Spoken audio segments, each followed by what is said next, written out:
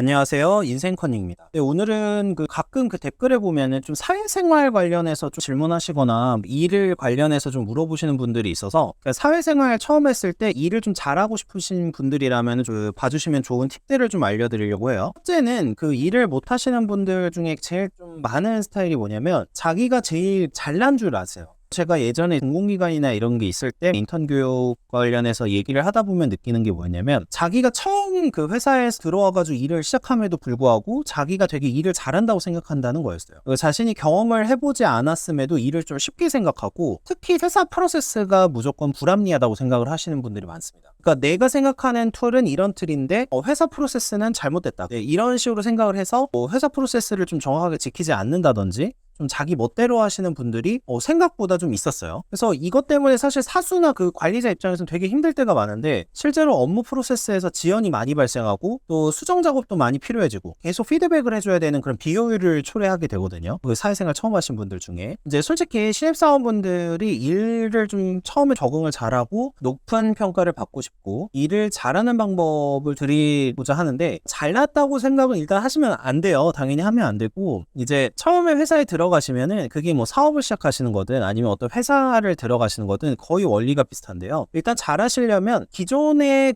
해당 부서나 해당 들어가신 곳에서 해왔던 자료들, 업무 관련 프로세스를 쭉 익히셔야 돼요. 그리고 업무와 관련돼서 진행되고 있는 서류들 중에서 볼 수 있는 거는 최대한으로 많이 보는 업무가 이런 업무를 하고 있고 어떤 식으로 진행이 되고 있는지를 사실 서류를 쭉 보다 보면 좀 어느 정도 알게 되거든요. 그래서 해당 부서에서 진행되고 있는 어떤 사업이 있으면 사업 아니면 업무가 있으면 업무 이런 거를 쭉 일독을 하시면은 되게 좋습니다. 그러면 업무 프로세스도 빠르게 이해하게 되고 양식에도 특히 익숙해지고요. 그리고 업무에 대해서도 빠르게 학습하게 돼서 굉장히 이제 좀 높은 평가를 받게 돼요. 물론 막 대놓고 내가 처음부터 주도적으로 뭘 하겠다 이러라는 뜻이 아니고요. 이제 처음에는 조용히 일단은 시키는 일을 하면서 그런 이제 서류 같은 거에 익숙해지고 점차 이제 이렇게 되면은 일을 맡기게 될 거예요. 자, 최근에는 대기업에서는 사실 이제 이런 거를 사전에 교육을 하기는 합니다만 보통 중소나 중견기업 중에서는 딱 들어가자마자 일을 하는 경우가 있거든요. 그래서 이제 신입사원이라고 하더라도 이런 교육을 못 받고 이제 들어간 경우에는 기존에 전임자가 했던 파일들이나 이런 거 좀 달라고 하시면 돼요. 그래서 그거에 대한 자료를 쭉 보시고 진행되던 일들을 충분히 익힌 다음에 하면 되고 그 이후에 이제 창의성을 발휘해도 늦지 않는다라고 말씀을 드릴게요. 자, 두 번째는 창의성에 대한 얘기가 나와서 추가적으로 말씀을 드리려고 하는데 창의력과 개성에 대한 이야기를 많이 한다는 거예요. 이게 이제 본인이 되게 잘났다고 생각하는 거의 연장선상에 있는 건데 신입사원분들이 물론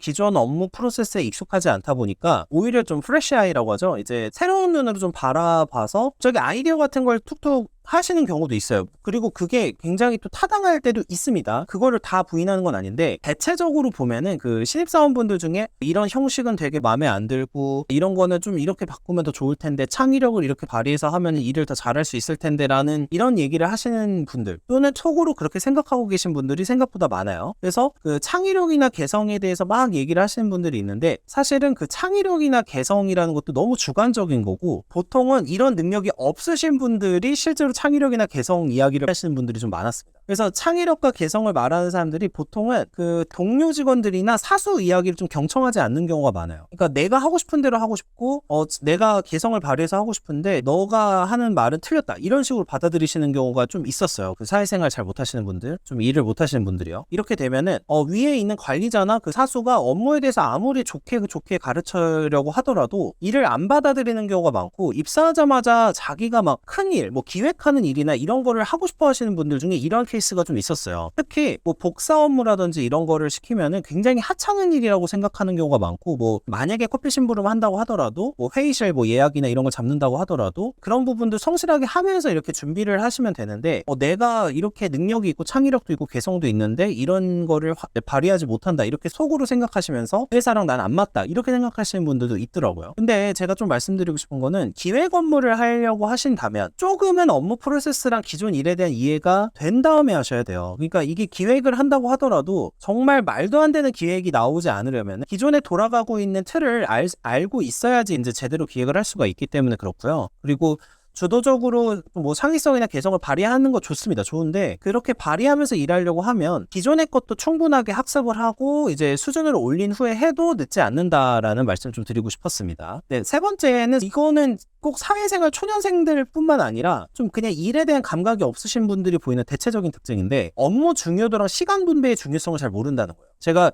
그 일을 하면서 굉장히 많이 느꼈던 게 일을 처리할 때 일을 잘하시는 분들은 대체적으로 업무의 순위를 매깁니다. 이제 순위를 매겨서 먼저 빨리 처리해야 되는 일, 그리고 중요도는 있지만 좀 늦게 처리해도 되는 일, 뭐 아니면 천천히 처리해도 되는 일, 뭐 이런 식으로 나눈다든지 해서 그 일의 중요도랑 데드라인 같은 걸 비교하면서 일을 하는 걸 분배를 하고 중요도에 따라서 이 일을 처리를 해요. 근데 업무 중요도와 일에 대해서 이제 좀 그 신경을 안 쓰시는 분들은 원래는 이거를 며칠까지 해달라고 했는데 전혀 일이 진행이 안 되고 있다가 뭐 나는 다른 일을 하고 있었어요, 이렇게 얘기를 해요. 그러면서 이거 데드라인이 있었던 일이면 이걸 못 지키게 되면서 대형 참사가 발생하거나 갑자기 이것 때문에 야근을 해야 되는 그런 상황들이 발생하죠. 시간적으로 여유 있는 일에 대해서는 좀 천천히 해도 되는데, 급한 일 처리한 이후에 처리해도 되는데 여러 가지 일에 대해서 순위를 매기지 못하시는 분들이 그 소위 말하는 고문관이 될 가능성이 높습니다. 변호사로 좀 말씀을 드리면요, 변호사가 무조건 지켜야 되는 게 뭐냐면 불변기간이라는 개념이 있어요. 이게 뭐냐면 일정 기한 내에 주로 이제 서류가 반드시 접수돼야 되는 그런 케이스들이에요. 그래서 이거는 무조건 먼저 해야 되는데도 이제 다른 일은 좀 천천히 해도 되는데 다른 일을 처리하다가 이걸 놓치는 거죠. 그러면 손해배상이고 막 대형 사고가 터집니다. 업무의 우선순위를 모르면 이렇게 하시면 돼요. 사수에게 이 일 중에 어떤 게 제일 좀 중요하고 지금 먼저 처리해야 될까요? 이렇게 물어보시면 됩니다. 그렇게 하면 훨씬 더 좀 그 업무 프로세스를 잘 지키면서 또 좋은 평가도 받을 수가 있어요. 그런데 너무 자주 물어보면 안 되긴 합니다만 어쨌든 이제 그렇게 하시면 되고, 혹시 사수가 없는 중소기업을 다니시는 분들도 분명히 있을 거예요. 그게 더 많으시겠죠? 그러면은 그런 분들 같은 경우에는 관리자 또는 대표분에게 좀 물어보시면서 일을 진행하시는 게 사실은 좋습니다. 그러면은 적어도 이제 좀 싫은 소리를 들을 가능성이 좀 덜해진다. 물론 이제 감정 기복이 심한 그런 분들이면 좀 다른 얘기가 되긴 하지만요. 대체적으로 정상인이라는 가정 하에서는 요 업무부터 먼저 진행할까요? 이런 식으로 조심스럽게 물으면서 진행을 하시면 일에 대해서는 좀 실수하시는 경우가 좀 많이 줄어들 거다라는 생각을 듭니다. 네, 마지막으로 말씀드리고 싶은 게 입사 초반이 중요하다는 생각을 못 하신다는 거예요. 자, 이게 이제 일 못 하시는 분들이나 사회생활 처음 하시는 분들의 특징인데, 입사 초반에 그 한 달에서 세 달간의 이미지가 그 사람의 평생 그 회사에서 이미지를 좌우할 수도 있어요. 이게 사람이 있는 조직은 어쩔 수 없이 선입견하고 고정관념이 작용하거든요. 그래서 입사 초기에는 조금 좋은 이미지를 쌓아놓는 게 나중에 똑같은 사고를 쳐도 좀 덜 혼나는 그런 방법이 됩니다. 그래서 초반에 능력이 부족한 건 어쩔 수 없지만 적어도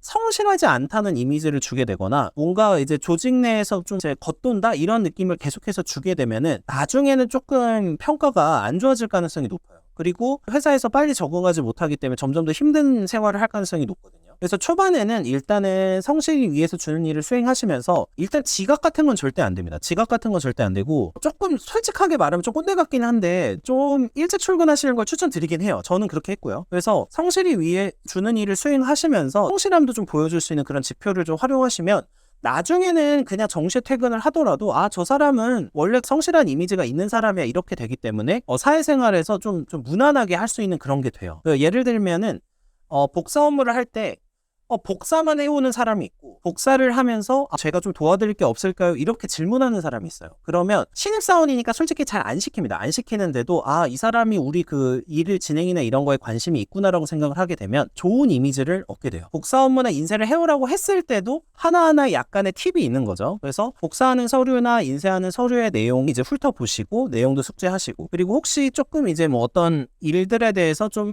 뭐 서포트를, 이제 처음에는 기획 업무는 못하니까 처음에는 약간 서포트를 할 수 있는 그런 거를 살짝 사수에게 물어보면 이제 그 부분에 대해서 답변이 올 거예요. 그러면 뭐 아니다, 그런 거 안 해도 된다라는 답변이 올 수도 있고, 그런 거 해주면 고맙죠, 이렇게 하면서 답변이 올 수도 있어요. 그래서 뭐 대단한 일을 처음부터 할 수는 없지만 그런 보조 업무라도 주체적이나 능동적으로 하는 이미지를 보여주면 나중에도 좀 사회생활을 하거나 이제 직장 생활을 할 때 훨씬 더 좋은 평가를 받을 수 있다라는 거를 알고 계시면 좋을 것 같아요.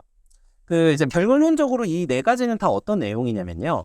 일 못한다는 소리, 특히 이제 사회생활 잘 못한다는 소리를 듣지 않으시려면 자신 기준으로 생각하는 걸 좀 버리고 회사가 원하는 거에 대해서 생각하는 노력을 한다. 이게 이제 본질적인 거다라는 생각을 좀 해주셨으면 좋겠고, 이게 이제 사실 꼰대 같은 소리일 수는 있겠지만 어떤 일이든 일을 왜 하는지 그리고 본질이나 목적에 대해서 이해하려고 하는 좀 습관을 들이시면은 조직에서 높은 평가를 받는 경우가 많은 것 같습니다. 시청해 주셔서 감사합니다.